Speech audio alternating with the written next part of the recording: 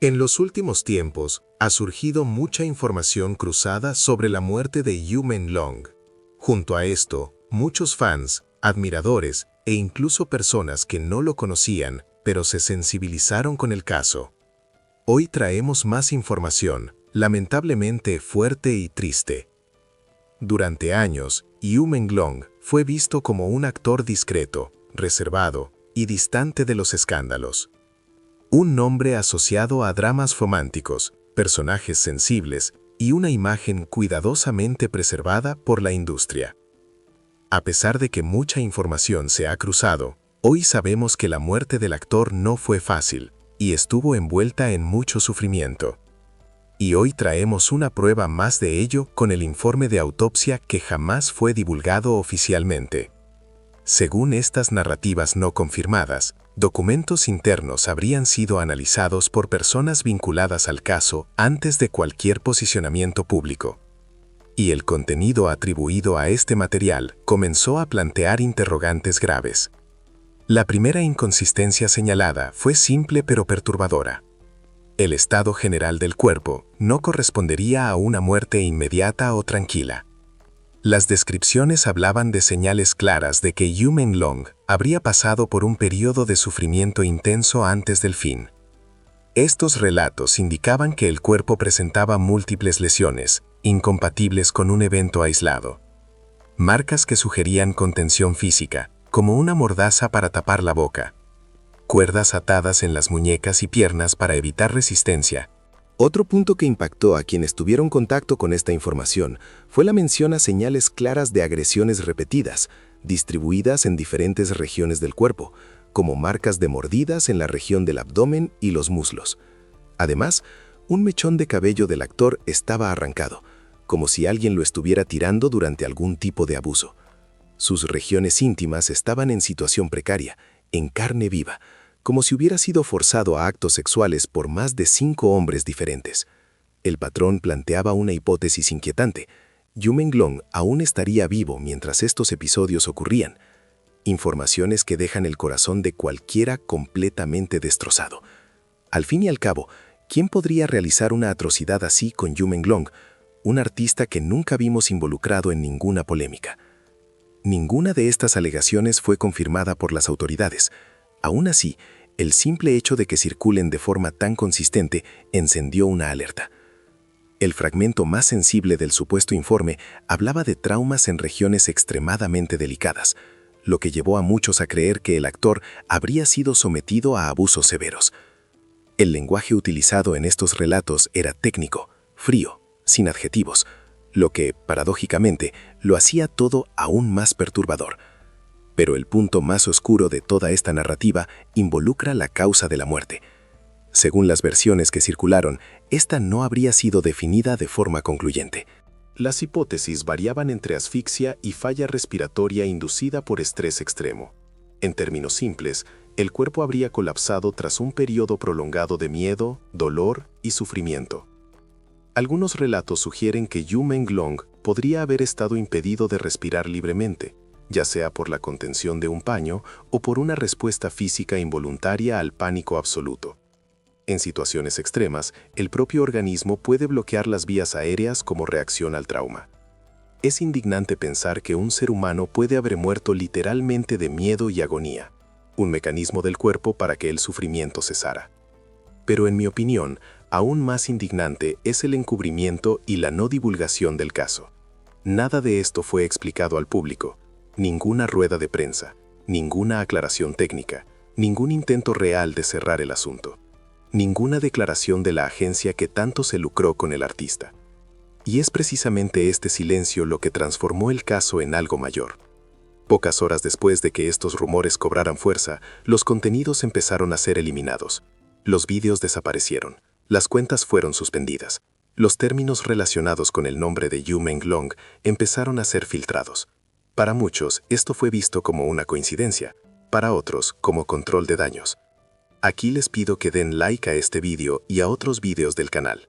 Esto ayuda a que el canal siga trayendo narrativas que raramente llegan al público, a pesar de que algunos videos ya han sido borrados y boicoteados. A partir de este punto, dos realidades empezaron a coexistir. La versión pública, vaga, corta y sin detalles. Y la versión paralela, fragmentada, censurada y llena de lagunas. El caso dejó de ser solo sobre la muerte de un actor. Pasó a ser sobre lo que se puede o no decir cuando una gran industria está involucrada. Y esta es solo la primera parte de la historia. Tras la circulación de los primeros rumores, lo que se esperaba era un movimiento sencillo, una aclaración, una nota técnica, un posicionamiento claro que pusiera fin a cualquier especulación. Pero ocurrió exactamente lo contrario. Las comunicaciones atribuidas a fuentes oficiales fueron cortas, genéricas y cuidadosamente neutras. Ninguna de ellas abordaba directamente las acusaciones más graves que ya circulaban por canales paralelos. Ninguna mencionaba exámenes detallados, plazos, horarios o condiciones específicas de lo ocurrido. Para los analistas que siguen casos similares, este tipo de respuesta suele ser una de las primeras señales de gestión de crisis, no de transparencia. Una de las primeras contradicciones detectadas tenía que ver con la línea de tiempo. En algunas versiones, el fallecimiento habría ocurrido de forma repentina, un accidente desde una ventana. En otras, había referencias indirectas a un periodo previo de hospitalización o atención de emergencia. Ninguna de estas informaciones fue confirmada o desmentida directamente. Otro punto que llamó la atención fue la ausencia de detalles médicos básicos, algo inusual en comunicados de este tipo, incluso cuando el caso involucra a figuras públicas. No hubo mención clara a la hora exacta de la muerte, al equipo responsable de la atención o a la naturaleza precisa del colapso físico. Todo permaneció en un terreno vago, excesivamente vago. En los bastidores, periodistas independientes informaron de dificultades inusuales para obtener respuestas. Las solicitudes de información no eran denegadas, simplemente no se respondían. Entrevistas previamente señaladas dejaron de producirse sin explicación formal. En paralelo, los contenidos relacionados con el caso empezaron a sufrir restricciones progresivas. No hubo un único bloqueo abrupto, sino una serie de pequeñas acciones que, sumadas, redujeron drásticamente el alcance de las discusiones. Las palabras clave dejaron de aparecer en las búsquedas. Los comentarios desaparecieron.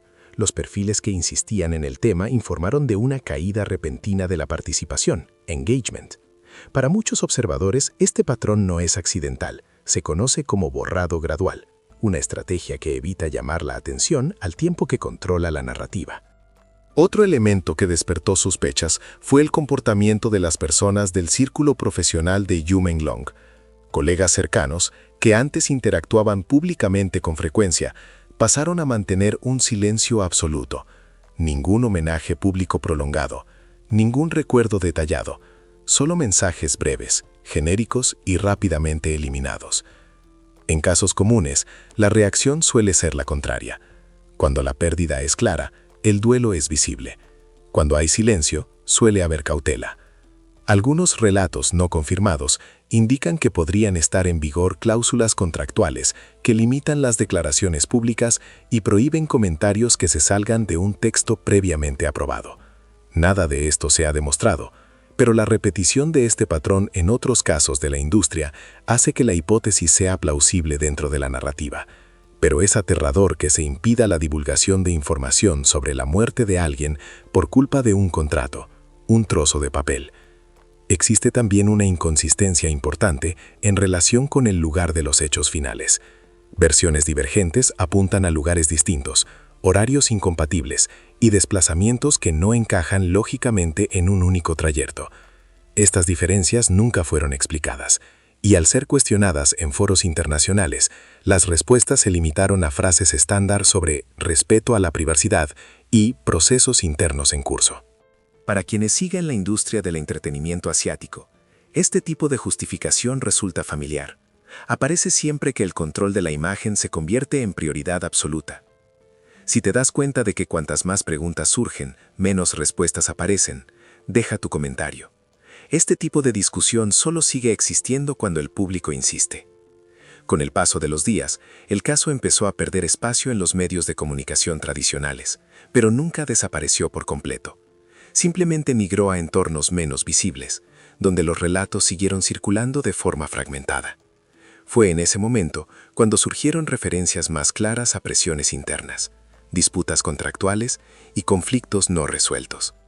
Ninguna acusación directa, solo sugerencias, insinuaciones, historias interrumpidas a medias. El patrón se repite. Cuando todo es sencillo, la explicación es directa. Cuando todo es complejo, la explicación desaparece. Y en el caso de Yumen Long, la complejidad parece haber sido mayor de lo que cualquier comunicado pudo sostener. En el próximo bloque hablaremos de la censura digital, la desaparición de vídeos, audios y relatos, y por qué ciertos temas simplemente dejan de existir de la noche a la mañana. Cuando un caso se cierra realmente, desaparece de forma natural del interés público. Las búsquedas disminuyen, las preguntas cesan y la atención se desplaza a otro asunto. Pero lo que ocurrió en torno al nombre de Yumen Long siguió un camino diferente. El interés no disminuyó, fue interrumpido. Los usuarios empezaron a informar de algo inusual. Los contenidos relacionados con el caso simplemente dejaban de existir. No eran solo videos eliminados por una clara violación de las normas, eran publicaciones neutrales, análisis cuidadosos, preguntas legítimas. Todo desaparecía sin previo aviso. Diferentes plataformas, patrones similares. En foros cerrados empezaron a circular listas de palabras que aparentemente activaban filtros automáticos. No se trataba solo del nombre completo del actor, sino de combinaciones específicas, términos técnicos e incluso variaciones fonéticas. Cuanto más intentaba alguien burlar el filtro, más rápido se suprimía el contenido. Este tipo de mecanismo no es nuevo. Ya se ha observado en otros episodios relacionados con figuras públicas y temas sensibles. El objetivo no es silenciar todo a la vez, sino desalentar la continuidad del debate hasta que se vuelva inviable. Otro elemento que llamó la atención fue la desaparición de videos antiguos. Contenidos publicados meses antes, sin relación directa con el caso, pasaron a estar indisponibles cuando los comentarios empezaron a conectar narrativas antiguas con lo que estaba ocurriendo ahora. En otras palabras, no se borraba solo el presente, sino también el pasado. Algunos creadores informaron de avisos informales, no notificaciones oficiales, sino mensajes ambiguos que advertían sobre contenido sensible, posible interpretación inadecuada o riesgo de futura infracción. El tono no era acusatorio, era preventivo, y la prevención, en este contexto, significa control. Otra señal de que algo mayor estaba en marcha fue el cambio en el comportamiento de los algoritmos. Las búsquedas que antes arrojaban decenas de resultados pasaron a mostrar solo fuentes genéricas, sin profundidad y sin vinculación directa con los puntos más cuestionados del caso. No hubo desmentidos detallados, no hubo aclaraciones técnicas, hubo solo sustitución de información. Cuando esto ocurre, el público recibe una versión simplificada, limpia y libre de conflictos. Todo lo que genera malestar deja de ser visible. Y esto plantea una pregunta inevitable. Si no hay nada que ocultar, ¿por qué ocultarlo? Otro aspecto relevante es el de los medios de comunicación tradicionales. Tras un breve periodo de cobertura inicial, el tema desapareció casi por completo de los grandes medios. Ningún reportaje en profundidad, ninguna investigación a largo plazo, ninguna actualización relevante. Para un nombre de la talla de Yumen Long, este silencio no pasó desapercibido. En situaciones similares, la prensa suele explorar cada detalle, entrevistar a expertos y revisar el caso repetidamente. Aquí, el patrón fue el opuesto, una retirada coordinada y silenciosa. Algunos analistas llaman a esto cierre narrativo forzado. El asunto no se resuelve, se sustituye por otro, hasta que la memoria colectiva pasa página. Pero no todo el mundo olvida. En entornos internacionales, lejos de las plataformas más controladas, el caso siguió debatiéndose. No con certezas, sino con preguntas. No con acusaciones directas, sino con análisis del comportamiento, el tiempo y la reacción institucional. Y cuanto más avanzaban estos análisis, más claro quedaba que el problema no era solo lo que había ocurrido, sino quién tenía el poder de decidir qué se podía debatir. El caso de Yumen Long, dentro de esta narrativa ficticia, pasó entonces a representar algo mayor. No solo un episodio aislado, sino un ejemplo de cómo las historias pueden ser moldeadas, reducidas y finalmente descartadas cuando dejan de ser convenientes. Y cuando se impone el control de la narrativa, la verdad, sea cual sea, pasa a ser secundaria. En el próximo bloque analizaremos el papel de la industria, los contratos, las presiones internas y por qué en ciertos sistemas el silencio puede ser más valioso que cualquier aclaración pública. Para entender por qué el caso de Yumen Long nunca obtuvo una aclaración completa, hay que mirar más allá del individuo y analizar el sistema en el que estaba inserto. La industria de los doramas no funciona solo como entretenimiento, opera como un ecosistema altamente controlado, donde la imagen, la reputación y la previsibilidad son activos financieros. Un solo escándalo puede comprometer contratos multimillonarios, inversiones internacionales y acuerdos de distribución. En este contexto, el silencio no es ausencia de respuesta, es una estrategia. Según los relatos que circulan en los bastidores de esta narrativa, Yumen Long estaría vinculado a contratos rígidos, con cláusulas de confidencialidad que se extienden incluso después de finalizar la relación profesional. Estos contratos no protegen solo a las empresas, protegen las narrativas. Cualquier versión que se alejara del guión oficial podría acarrear consecuencias legales, financieras y personales para todos los implicados. Y cuando el riesgo es alto, la reacción más común no es afrontar el problema, sino contener el daño. Otro factor relevante es el impacto internacional. Yumen Long no era solo un actor local. Su nombre circulaba fuera del país, en plataformas globales, con un público fiel y una atención constante. Un caso mal explicado podría cruzar fronteras y escapar al control interno. Esto ayuda a entender por qué no se fomentó ninguna investigación independiente, por qué no hubo expertos externos, por qué todo permaneció dentro de estructuras cerradas. En sistemas así, la prioridad no es responder preguntas, es impedir que se multipliquen. También está el factor humano. Los compañeros de trabajo, los equipos técnicos, los productores y los profesionales cercanos al actor dependen directamente de la industria para sobrevivir. Hablar demasiado puede significar el fin de toda una carrera. El miedo no necesita ser impuesto, ya está internalizado. Por eso, el silencio colectivo no debe interpretarse solo como indiferencia, sino como el reflejo de un entorno donde cuestionar tiene un coste. A lo largo de los años, otros casos ficticios similares han mostrado el mismo patrón. Cuando la historia amenaza al sistema, se reduce a un comunicado mínimo y todo lo demás desaparece lentamente. Y así, el caso de Yumen Long deja de ser solo sobre un actor y pasa a representar algo estructural, un sistema donde la verdad no se niega, solo se administra. Al final de toda esta narrativa, no quedan certezas absolutas. Y tal vez ese sea el punto central. Lo que existe es un conjunto de versiones fragmentadas, silencios estratégicos e informaciones que aparecen y desaparecen a medida que resultan demasiado incómodas. Yumen Long no es solo un nombre, se convierte en el símbolo de algo mayor, el límite entre lo que se puede contar y lo que se debe olvidar. Cuando se controla la información, el público recibe solo lo que se ha considerado aceptable. Todo lo demás se pierde en archivos inaccesibles, contratos confidenciales y memorias individuales que nunca llegan al colectivo. Y es precisamente ahí donde historias como esta siguen vivas. No porque hayan sido confirmadas, sino porque nunca fueron cerradas de verdad.